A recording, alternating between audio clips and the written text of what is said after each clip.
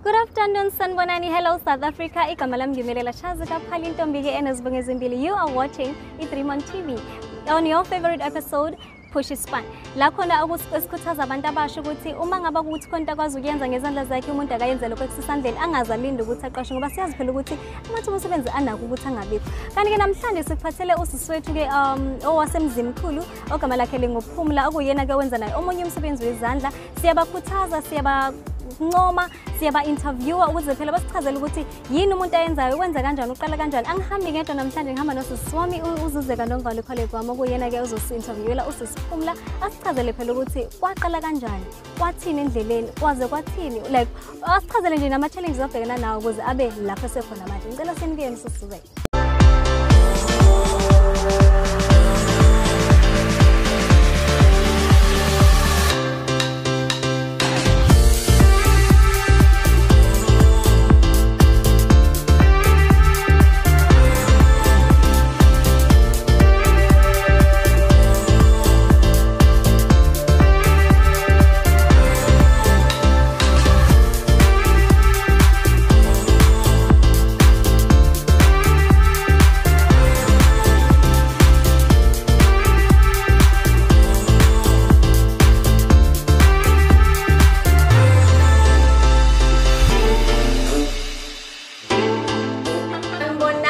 On this very exciting episode, lapho khona sisuke siprofile nje ama young business owners in our communities abenza nje umehluko. So mina igama lami nguzuzeka ngwakaNomvalo umntana wasemzimkhulu eClydesdale. Namhlanje sizobe sikhuluma with a very beautiful lady uSisiPhumla, and she's going to be telling us ukuthi yena wenzani enkampanini yakhe iPhumla Creations.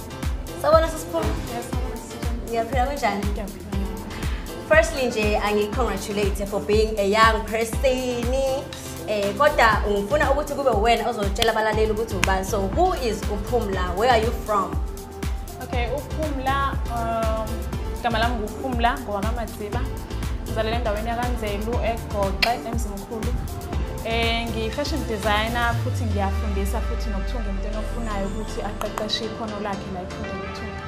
Yes, ngibonile ukuthi yakune Phumla's Creations okuyisikolo ke lapho kodwa ngisazokhuluma kabanzi ngalokho. Engifuna nje ukwazi njengamanje ukuthi uqale nini le passion yakho for ukuthunga. Have you always known ukuthi this is what you want to do? Ukuthunga ungifikele ngisakhula ngisamncane. So ngithe ngisemncane bengilokhu ngakha onodoli ngibathungela impahla ngikusukela ngoko bengihlezi ngumuntu okuthanda ukuthunga ngoba nasesikoleni bengihlezi ngenza izinto zabantwana besikole abafuna ukuncishiselwa zonke lezo zinto. So ngithe mangifike eThekwini ngaqala nami ngenza okunye hayi lokho ukuthi ngithunga ngaqala ngafundela ezinye izinto. Then thema sekumele ukuthi akube isikhathi sokuthi ngifuna umsebenzi ngenza zonke lezo ezinye izinto ngabona ukuthi no angeke ngiqale ngapha kwa fashion design. So ngahamba ngakwenza fashion designer 2016 ngafunda ngaqeda 2018 then 2019 ngafunda isikole.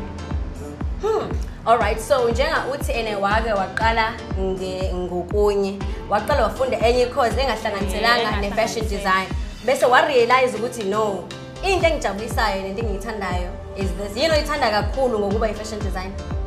Ukuthi usenza into oyifunayo. Nokuthi ke ukusebenza ngokuthunga kungenisela imali uhlele endlini. Yeah. So mawusebenza nge-fashion design amakhona umuntu owenza umcimbi ucabanga wena. So ngokwenza ngokuthi acabange wena lokho kuzokulethela imali wena. So iyona ndlela elula ukuthi usebenze uzihlalele endlini. Sometimes uyazisebenza uhlele ekhaya abantu mabe semaholidini at December mina ngisuke ngekho emaholidini ngisuke ngoqhubha umsebenzi ekhaya. Ayike angikuveze nje ukuthi nale ngubo engiyigqokile enhle kanjena ithungo uyena uSisiPhumla ngithe ngifika nje la ngabe ngithi address kwathiwa thala njenganibona nje ukuthi kuhle kanjani umsebenzi wakho. SisiPhumla, I want to talk about your school. Okay, ngifuna ukwazi the period lapho uqeda khona esikolweni sakho kuze kuzofikelela ekubeni manje so nesikolo sakho nje ngicela usithathe through ukuthi okay wathi mangaba uphuma ke esikolweni ngo-2018. Yes. And then wenza kanjani ukuthi ugcine manje so nePhumla Creationsekuyi-fashion school? Okay, ngithe ngalesikhathi ngisafunda ngafunda ngokuzimisela ngokuzikhandla but ngangingenayo le yanto yokuthi nami ngifuna ukuvula isikole. Ngangifunda nje fashion designer ngoba ngifuna ukuthunga kuphela. Then ngesikhathi lo thisha wayengiqeqesha ngiqeqeshela ukuthi ngiyafunda why nakho ukuthatha iphumula isiza ubani la sizobani kudla ukuthi ke mina ngumuntu okuthandayo ukusiza abantu so ngithema ngase sengenza unyaka wesibini bangitshela abanye abafundi babefika benza unyaka wokuqala ukuthi ngoba unyaka ozayo uzobungekho why ungavele uvule sakhe isikolo nami kwabe kuyinto vele enginayo emqondweni nami but ngingazi ukuthi ngizoqalaphi kwemiphi iminyanga ebiyemiphi abapha abantu abangangisiza nangempela kwakhona umunye usesengaxhumana naye wangitshela ukuthi ayikhuleke ngakusiza ngakho konke so emveni kwaloko nje suka ngahlala but akubanga ke lula because laba abakade bengigqugquzela ukuthi ivule isikole bagcina bengafika bengasekho I can imagine ukuthi as a young person as an entrepreneur kunzima ukuziqalela your own business from nothing so wenza kanjani like waqala ngani like uqala nje ukuba nesikolo it's a big deal nokuthi nje you are coming from a place like uMzimkhulu where sisemakhaya yabo we are still seeing ezinye izinto sizibona emadolobheni but for you to actually take a stand to say I'm opening my own school ngifuna ukwazi mina lama challenges wabhekana nawo mhlawumbe akwenza ugcine sokuthi yazi lento I'm not even sure ukuthi it's worth it yabona nje ngesikhathi ngisho ekhaya ukuthi ngifuna ukuvula isikolo ubaba makangisiphanga wathi ngizosiza ngemali manginikeza imali ngathenga imashini ngarenta angithi mina nginale yanto yokuthi baningi vele abantu abezayo then ngithema sengivulile kwafika umfundo yethu from uJanuary waze wafika wesibini ngoApril mase kufika wesibini ngoApril nalo fikile nakhona bekuyimini ebengimgqugquzelela ukuthi no woza mayise fikile akanayo imali okhokha irent yangishaya ngabona ukuthi yabo lento leya it's not working so ngaze ngadecide ukuthi ngcono ngibiza omunye usisi sizoshare indlu nayo ukuthi okay wena yenza isalon ngapha mina ngibe ngifundisa ngapha ikona kwangenza ukuthi ngiqhubeke kuba kungangathi ngingangambizanga lo wathi mhlawumbe ngabe ngayeka because ngangeke ngize ngikwazi uku-afford rent ngiyo but I'm actually so proud ukuthi wabona ukuthi no i-dream yami le ngizoyiqhuba noma ngathiwa akuvuma ukusuka lapho ngasuke ngifaka umunye umuntu ukuthi sishare amalophunjana and then manje ngibonile ukuthi ke unama students ngibonile futhi ne magazine yesikolo lapho nani nelokhuzana nani graduation khona and I saw ukuthi kuhle kanjani how does it make you feel ke wena as umuntu nje omusha who's doing something oshintsha ngoba phela ushintsha nempilo zabantu yazi ngonyaka wokuqala kwi-graduation because i-graduation yokuqala ibe ngo-2019 ayibangakhona ngo-2018 because bebe-2 kuphela so ngadecide ukuthi ngcono ngivele ngingayenzi then ngo-2019 babekade bewu-10 but kwa-graduate abawu-7 because abanye bafike phakathi nonyaka so ngalesikhathi ngihlela konke ngangiphinde ngibe nakho lokuthi mhlawumbe ngeke iziphumelele lento then thema ngase kuyisikhathi sekuyilanga lokuthi-ke manje yaqhubeka ngangingakholwa ngangakholwa kangangoba nabantu indlela abangisupporta ngayo iyona eyangigqugquzelela kakhulu Alright, njengabe sesishilo-ke ukuthi namhlanje sise-Phumla's Creations sihleli nje kumnandi sibuka ama-designs siyabuka nje nokuthi izimpahla zenziwa kanjani yazi sifunde olukhulu namhlanje namanje-ke sengizokhuluma noNosi nje angichazele kabanzi ngejeni yakhe kulo mkhakha lona we-fashion design. Sabona Nosi? Yebo sawubona sesinjani? Ngiyaphila kunjani? Ngiyaphila. Ngizwile ukuthi lana you are one of the seniors wena wenza unyaka wakho wesibili njengamanje lana ePhumla's Creations. Benja nje experience yakho from the time ufika lana to manje 2 years later.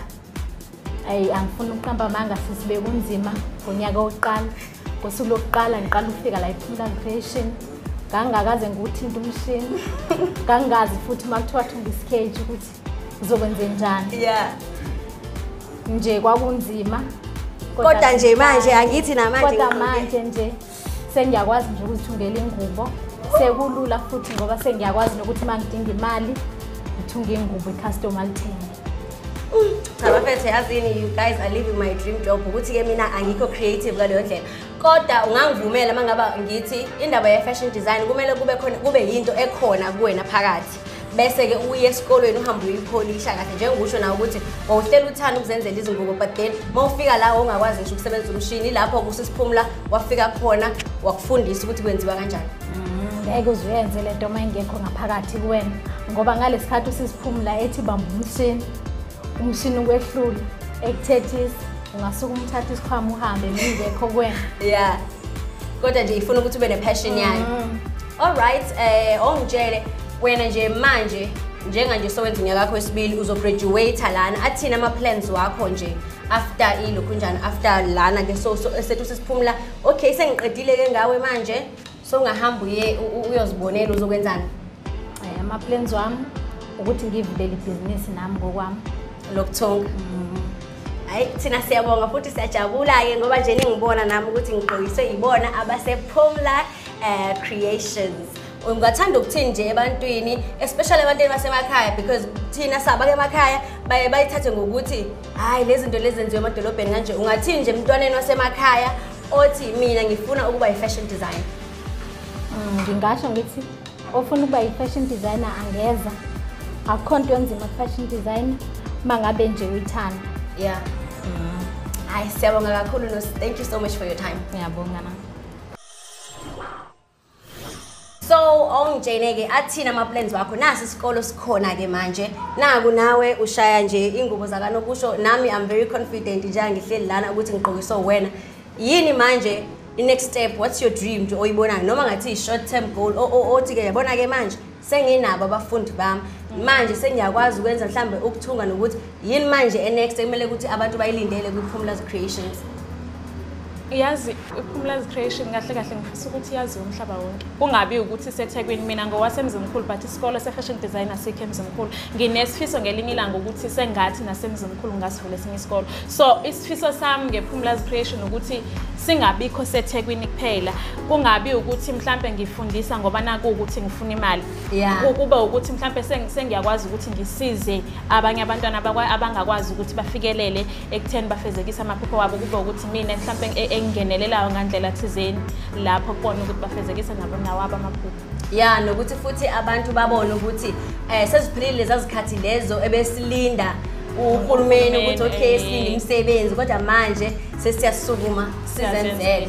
Kungabe bakhona yini mhlambe osaziwayo kubenzele izinto osokubagqokisa okanye mhlambe ngeofficer ukubagqokisa oyothi yazini uSulman angathi angagqokiswa yimini. Bakhona abaningi futhi engifisa ukubagqokisa bakhona nabanye engike ngibagqokisa but ukuthi akabi abantu asebeyosaziwayo mhlambe ngokubona kwami but ngike ngigqokisa abasakazi laba bakuma community radio station ngijayela ukubagqokisa ke bona so umuntu nje ngifisa ukuthi ngelinye ilanga sengathi angagqoka ingubo ethungwe yimini uphela Phumla Madziba. Oh Phumla Madziba, she's beautiful, she's beautiful.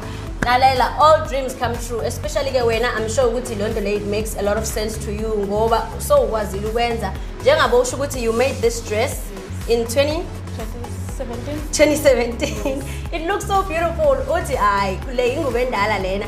So nje sesivala njena amazwi wakho ogcina let's say kunomuntu okubukile njengamanje uthi mina ngiyafisa ukuthi ngingene kulomkhakha we fashion design omunye uthi no mina I'm already a fashion designer ngiyafisa ukuziqalela my own school nami ngifundise abantu bangakithi ingathi nje iadvice yakho emntwini onjalo mhlawumbe umuntu osabayo njenganawe usaba ekuqaleni ukuthi wena nje ungamkhuthaza uthini kumele kusike ngaphakathi angalalela abanye abantu abazosho kufana nokuthi mawuzofunda fashion designer kube ukuthi kuthiwa kwini hamba kumele kusuke ngaphakathi nakuyena ukuthi unayo yini le yanto yokuthi uyakwazi ukusiza abantu unase isineke because i-fashion design ifuna ihambe nesineke makuwukuthi umuntu ongakwazi ngisho nanokukhuluma ngeke uzukwazi ukudila nabantu abaphuma emakhayeni angafani because inhliziyo zethu azifani so lento kumele isuke ngaphakathi kuwena uyibone ukuthi lento engiyenzayo iyisiphiwo akusho ukuthi ngithunyiwe so angasukuma asivule isikolo futhi manga abafundi befika ebona ukuthi kukhona othatha kancane amcothozisi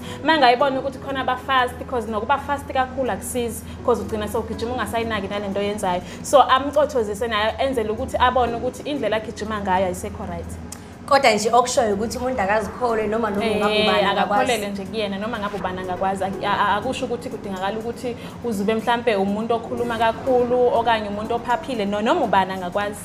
Alright, sis Phumla, mangaba khona umuntu who's looking at my dress right now, who's looking at this dress, who's looking at you, athi no yazini I love this woman. Ngiyafuna ukuthi one day angathi nami ngangithungela ingubo yami, utholakala kanjani? Awapha ama social media pages otholakala kuona nje sicela usinikeze wonke ama handles wakho konke nenamba yakho kwenzele umuntu nje othi yabo ufuna ukuthi naye umenze kanje. Okay, ku-Facebook nguPhumla Madziba, bese kuthi Facebook page yami uPhumla's Creations, Instagram uPhumla Madziba, inamba engitholakala kuyona 072 60 12764. Asiyiphinde futhi 072 60 12764.